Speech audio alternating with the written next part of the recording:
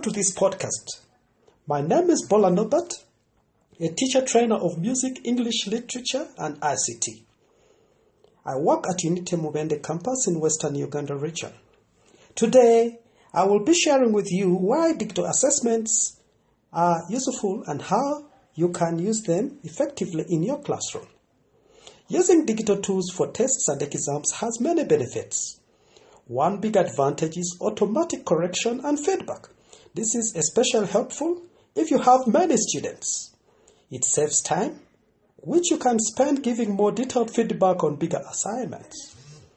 Digital assessments also allow you to add multimedia, support students with learning disabilities like text-to-speech, let students translate questions into their mother tongue, and allow them to express themselves in different ways like audio, images, or text.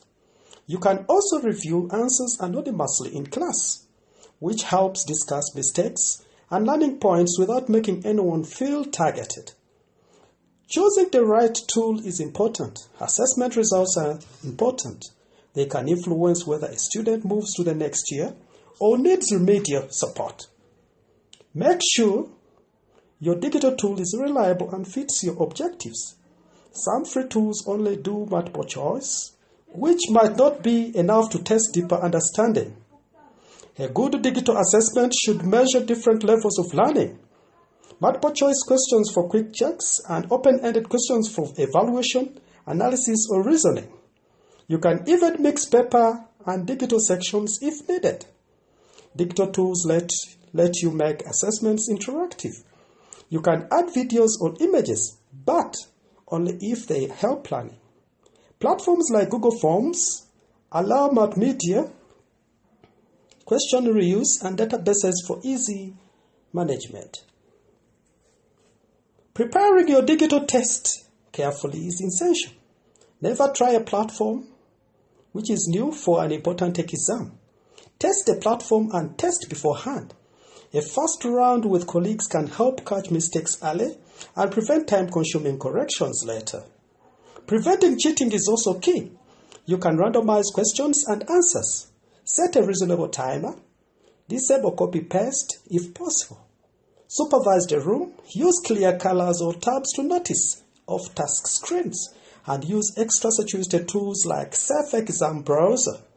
A combination of strategies works best, just like with paper exams.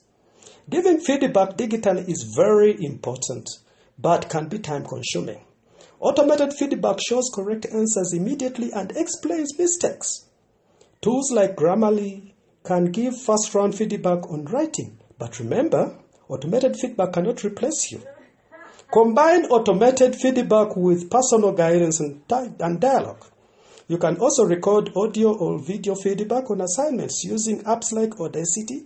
Peer feedback is possible with tools like Feedback Fruits, but students need clear guidance.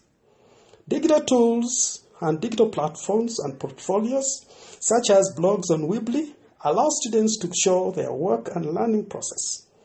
To make feedback effective, students need to use it to improve. Show them where feedback can be found and what they are expected to do. Give class time to process feedback and integrate it into their work. Use tools that allow resubmission of version history like Google Docs. Good feedback makes students think, not just click. Accept suggestion. Ask guiding questions like, did you use X? Or does your answer include two clear counter-arguments? Audio or video feedback can be faster, richer, and more motivating than written feedback, helping students act on it. Good luck with the telcos, and may digital assessments help you give meaningful feedback, save time, and support your students' learning in new ways. Thank you. Yo.